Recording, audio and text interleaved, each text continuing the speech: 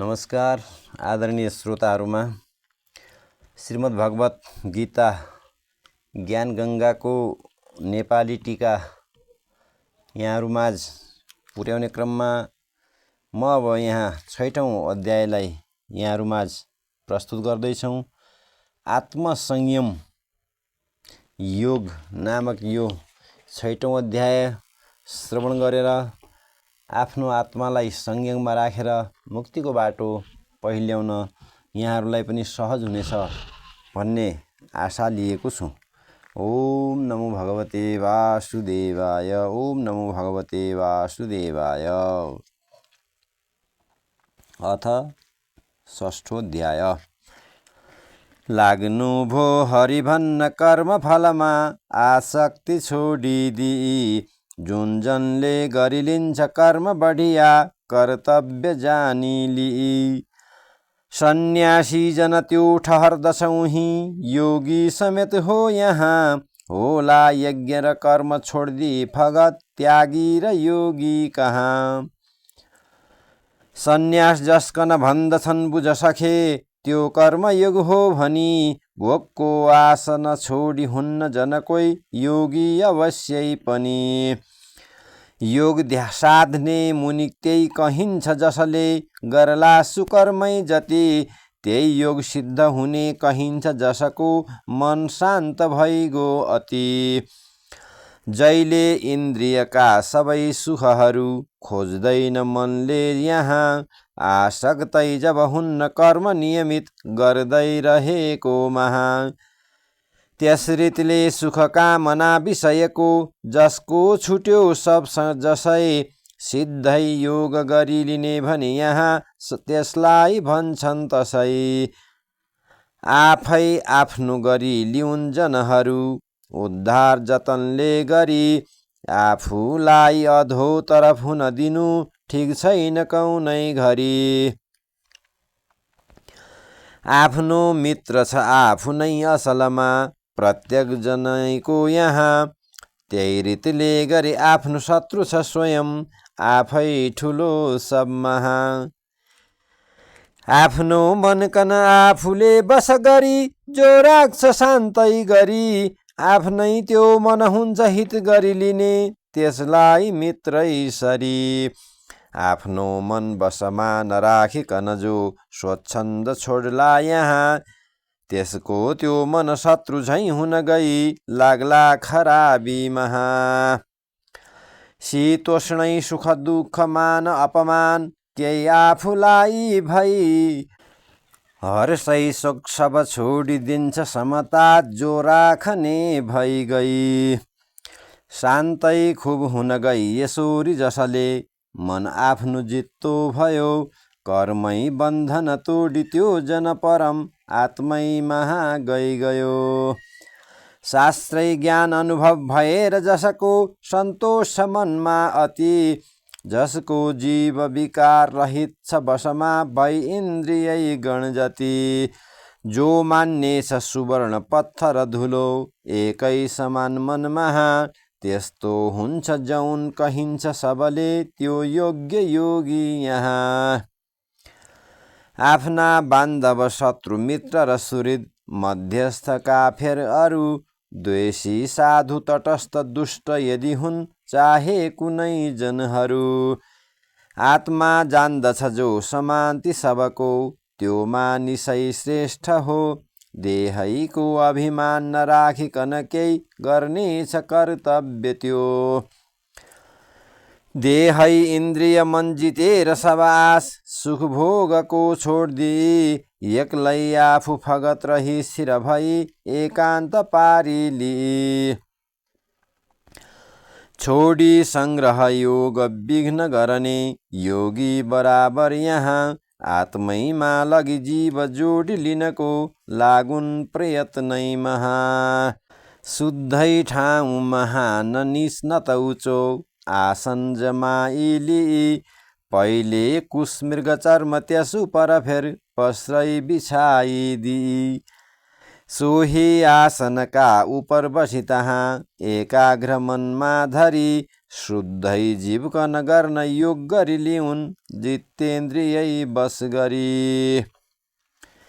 सोझो गर्दन देह शिरहरू गरी राखेर सुस्थिर तही हेरी नाक उपर नजरहरू तरफ फेर्दैन फेरि कहीँ। मन रोकी डर छोडी शान्त हुन गई मै माथि चित्तै दिई ब्रह्मचर्य धरेर योग गरिरहोस् मेरै भरोसा लिई। त्यस्ता रीतसित आफ्नो मनकन यहाँ आफ्नो अधीनमा धरी आफ्नो जीवकन राख्छ जुन सदा आत्मै महायोग गरी।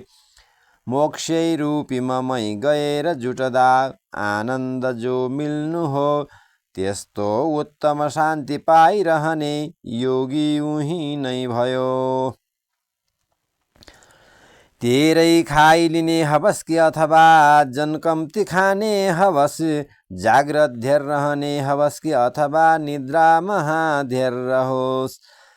यस्तो आदत राखने भई पनि योग गर्न लाग्ने छ जो, योग गर्ने न त त्यो ठहर्दछ सखे सिद्धै न ता हुन्छ त्यो। निद्रामा रहने हवस कि अथवा जाग्रत हुने भई यहाँ, खानपिनमा रहने हवस कि अथवा कामकाज बिहारै महा। गर्ने छन् कम धेर हुनै नदी जो, राखी नियम ठिक जति तिनको छुट्दछ योगले सकल दुख योगमा हुनै गई गति। बसमा भइकन मन ठहर्दछ जसै आत्मै महास्थिर रही, योग युक्तै तब त्यो कहिन्छ अभिलाष सम्पूर्ण भोगको गई। बत्ती निश्चल हुन्छ वायु नचले जस्तै उसैका सरी, योगी हुन् कहिने अचल मन भए आत्मै महायोग गरी।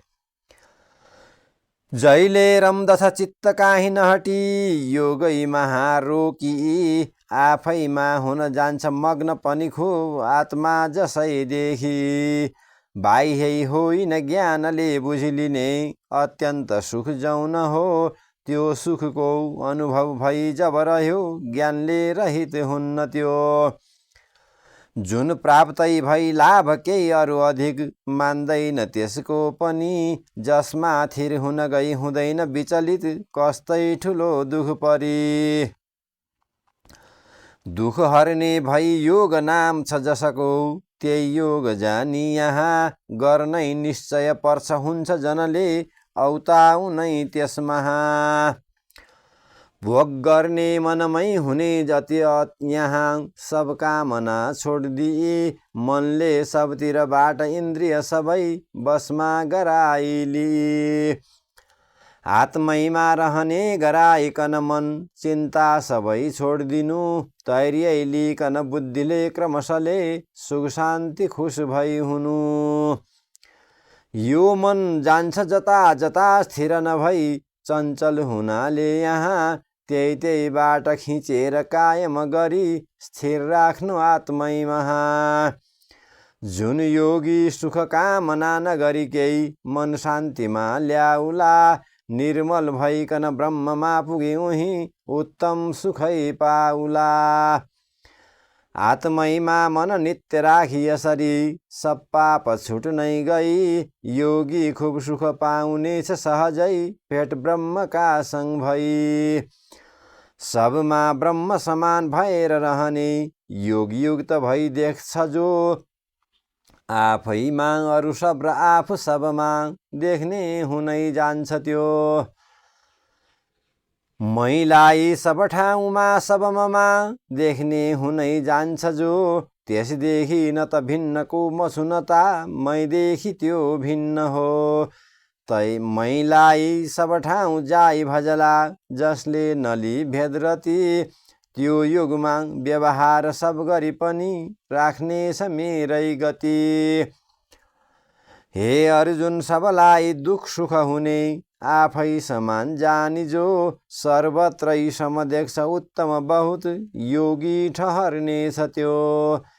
आज्ञा त्यसृतको तहाँ प्रभुजीको सुन्दा भए थे जसै, हात जोडिकन फेरि अर्जुनजीले बिन्ती चढाए तसै। सबलाई समजानी प्राप्त गर्ने जुन योग आज्ञा भयो, चञ्चल यो मन टिक्नु देख्दिन मता त्यस योगमा हे प्रभो।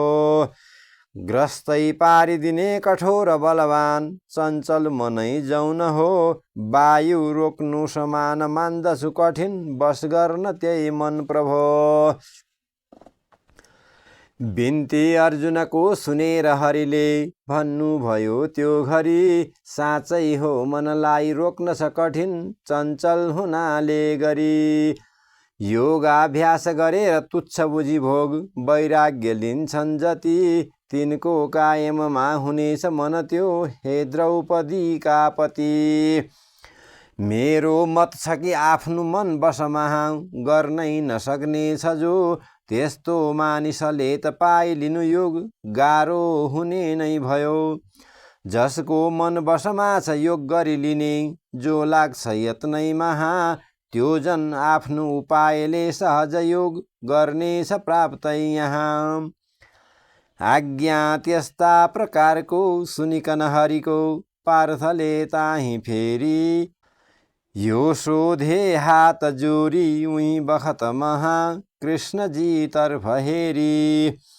श्रद्धाले युक्तका जन हुन नसकी प्रयास, सिद्धि योगको नपाई, योगदेखि चित्त हट्ता कौन गति महा, हे प्रभो पर सजाई। मोहै भई ब्रह्म मार्गै धरिन नसकी, मेघ फाट्ने समान भई, हे नाथ मोक्ष र लोकको सुख नमिलिति के, भ्रष्ट हुन्छन् दुवै गई। मेरो शङ्का हजुरले हरिदिनु छ उचित, नाथ बाहेक अरूको सक्तैनन् हर्न शङ्का, सुनिसकी ती कुरा लाग्नुभयो भन्न नाथ यो। त्यसको दुर्गति हुन्न गर्दछ यहाँ, कल्याण हुने कर्म जो, यस लोकमा परलोकमा पनि सखे, कष्टै हुने छैन त्यो।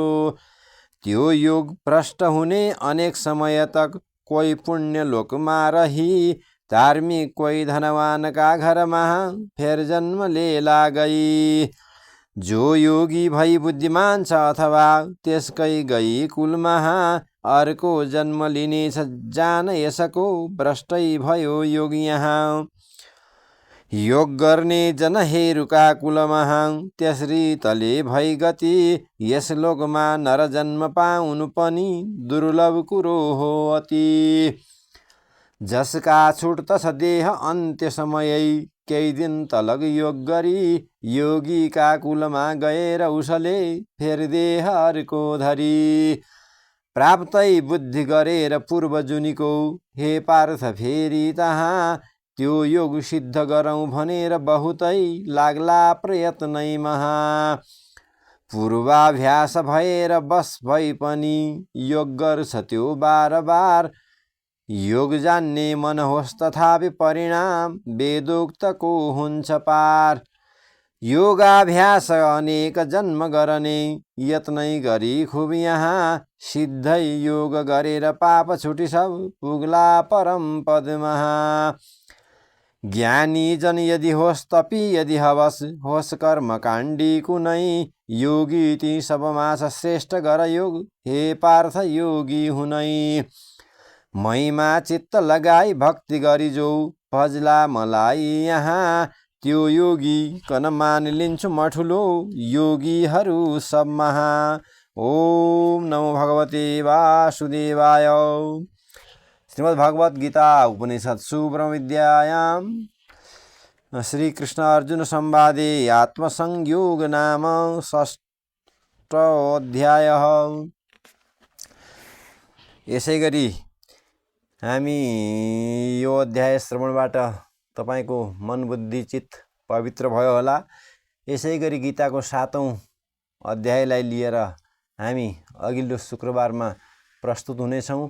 अवश्य पनि सुनेर आफ्नो अन्तःकरण पवित्र पार्नु हुनेछ भन्ने आशा लिएको छु। ओम नमो भगवते वासुदेवाय। ओम नमो भगवते वासुदेवाय। जय श्री कृष्ण, जय श्री कृष्ण, जय श्री कृष्ण। ओम।